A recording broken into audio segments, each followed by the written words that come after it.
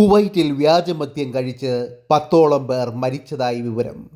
വിദേശികളാണ് മരിച്ചതെന്നും അഹമ്മദിയ, ഫർവാനിയ ഗവർണറേറ്റുകളിലെ വിവിധ ഭാഗങ്ങളിൽ നിന്നുള്ളവരാണ് ഇതെന്നും സുരക്ഷാ വിഭാഗം സ്ഥിരീകരിച്ചിട്ടുണ്ട്.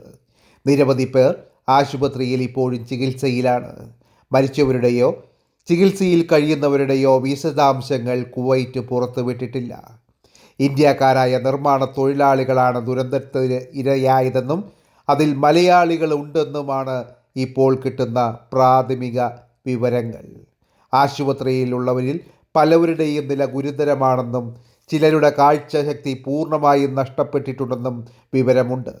അന്വേഷണം പുരോഗമിക്കുകയാണെന്നാണ് കുവൈറ്റ് ആഭ്യന്തര മന്ത്രാലയം വ്യക്തമാക്കിയിട്ടുള്ളത്. സമ്പൂർണ്ണ മദ്യനിരോധനമുള്ള ഒരു അറബ് രാജ്യമാണ് കുവൈറ്റ്. ഇവിടെ അനധികൃത വാറ്റുകാരാണ് ഇവിടെ മദ്യമുണ്ടാക്കുന്നത്. മദ്യമുണ്ടാക്കി വിൽപ്പന നടത്തുന്നതും ഇവരിൽപ്പെട്ടവരാണ്. പ്രവാസികളായി എത്തുന്ന പലരും ഇവരുടെ ചതിക്കുഴികളിൽ അകപ്പെട്ടു പോകുകയാണ്. പ്രധാനമായിട്ടും ഇന്ത്യയിൽ നിന്നും, പാകിസ്ഥാനിൽ നിന്നും, ശ്രീലങ്കയിൽ നിന്നും, നേപ്പാളിൽ നിന്നും, ഫിലിപ്പീൻസിൽ നിന്നുമുള്ള നിർമ്മാണ തൊഴിലാളികളാണ് ഇവരുടെ കസ്റ്റമേഴ്സ്.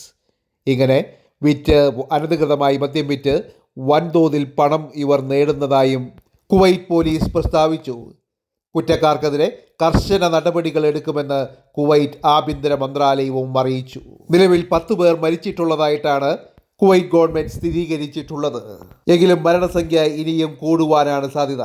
കൂടാതെ നിരവധി പേരുടെ കാഴ്ചശക്തിയും നഷ്ടപ്പെട്ടു പോയിട്ടുണ്ട് ഈ വ്യാജമദ്യം കഴിച്ച്.